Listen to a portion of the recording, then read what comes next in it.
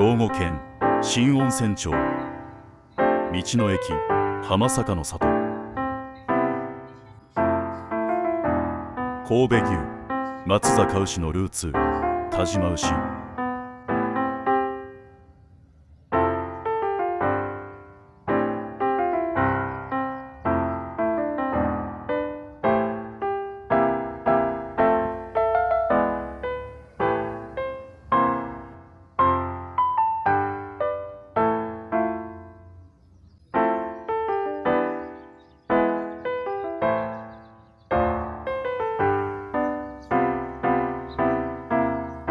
顔はめパネルの聖地なのかな。今回は兵庫県の日本海側新温泉町の温泉街を堪能します。いつもご視聴ありがとうございます。初めてご覧の方ははじめまして。少しだけチャンネルの紹介をさせてください。当チャンネルでは日本全国の温泉地や昭和レトロな商店街を街歩きしています。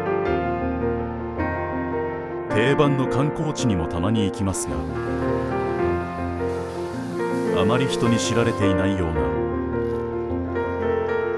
な、それでもどこか懐かしさを感じるレトロな風景を旅しています。いつか見ることができなくなってしまうかもしれない、いつか食べることができなくなってしまうかもしれない、そんな場所を紹介したいが原動力です。チャンネルの作成者が見れるデータがあるのですが、まだチャンネル登録しないでご覧いただいている方が当チャンネル多いようです。ぜひこの機会にチャンネル登録していただけると助かります。登録は無料、変な通知もいきません。ただただ私の励みとなりますので、どうぞよろしくお願いします。